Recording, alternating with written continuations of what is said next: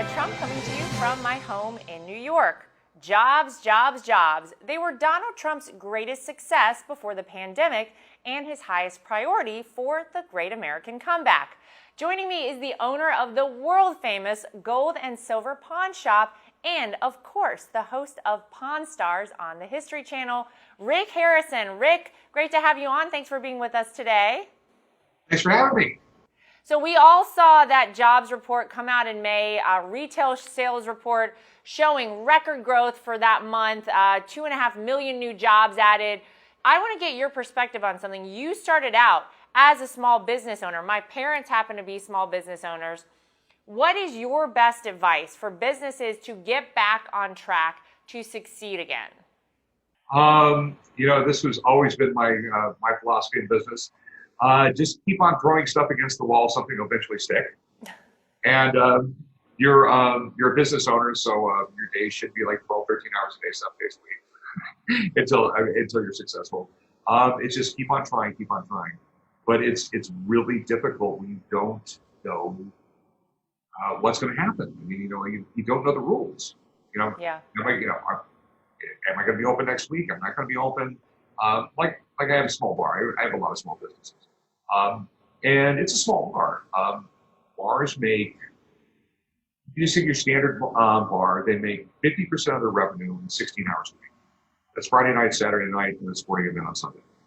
If that bar is at 50% capacity during that time period, you might as well close the doors. There's no way you'll ever be able to make money on that. And it's really scary, even with the PPP loans. Mm-hmm. If they continue with these restrictions on how many people go out, there's going to be a lot more bankruptcies, a lot more closings. Yeah.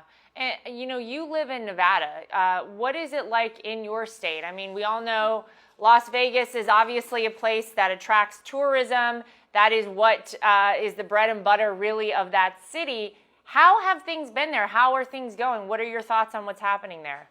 I like my pawn shop. I average 4,000 customers a day this time. They come through the door.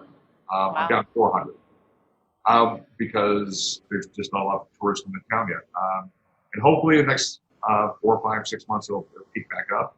But business is tough right now, and I just have major concerns about the way that some governors are handling this. We have American College, I don't know if I've already said this, but like the American Academy of General Physicians is estimating that there will be 75,000 additional overdose and suicides from these closures and everything like that. All these things, the governors should sit back and look at both sides of the coin and figure out the right things to do. Yeah, I mean, there has to be a happy medium here. And by the way, the president has been the one from the very beginning that says the cure cannot be worse than the disease itself. And part of that, he means getting things back on track. The president has been the one, Rick, from very early on saying we obviously want to protect the American people, but we also want to get our country back up and running. Let's open back up America. I mean, we had the Trump rally in Tulsa, Oklahoma.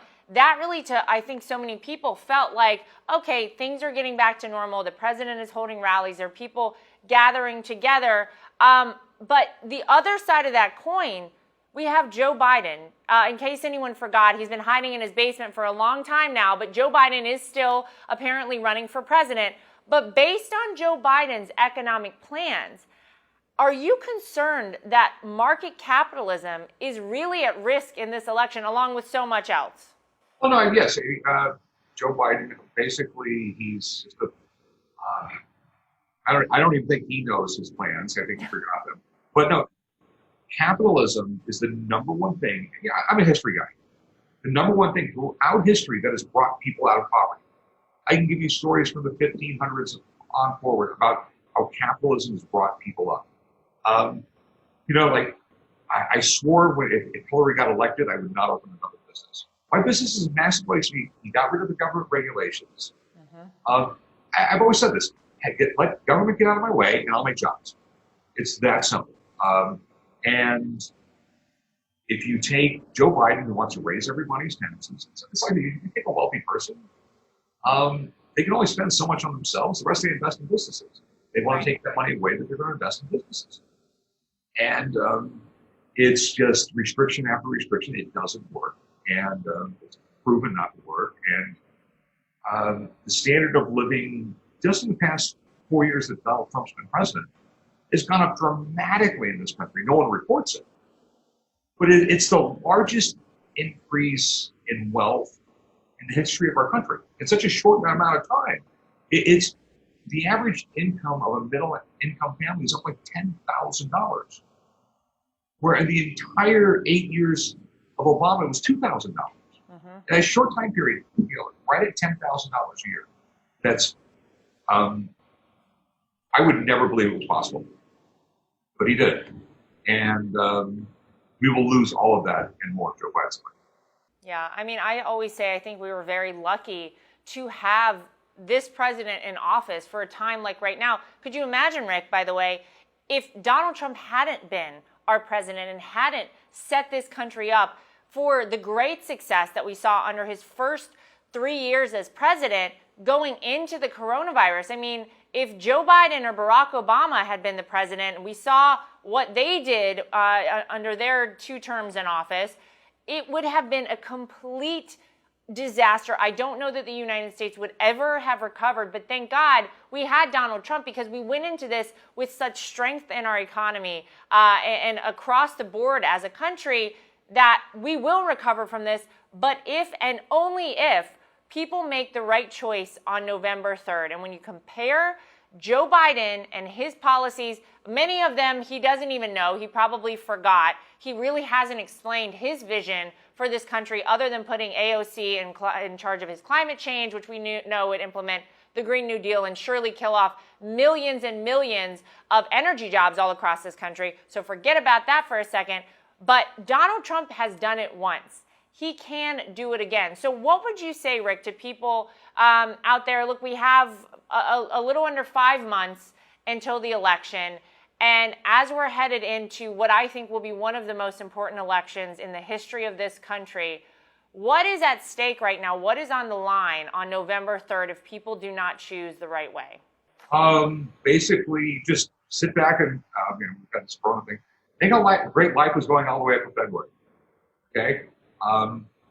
Corona life is sort of like Biden life. Back then is Trump life. Whether you don't like him personally or not, the things he does creates better jobs, creates a better life for your children.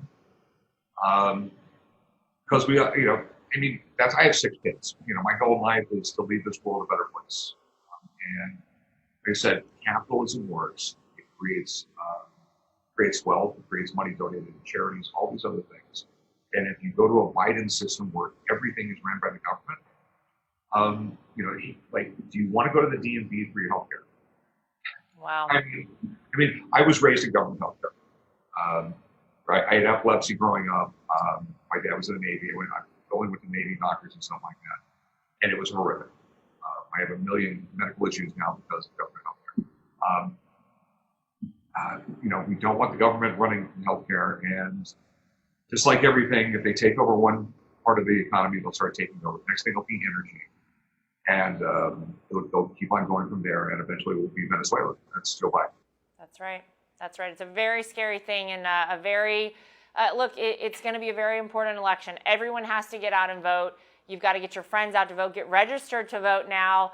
And Rick, we hope that everybody will start coming out to see you in Las Vegas. If you're out there, go visit Rick at the pawn shop. We appreciate everything you do fighting for this country, and thank you, Rick, for being with us today.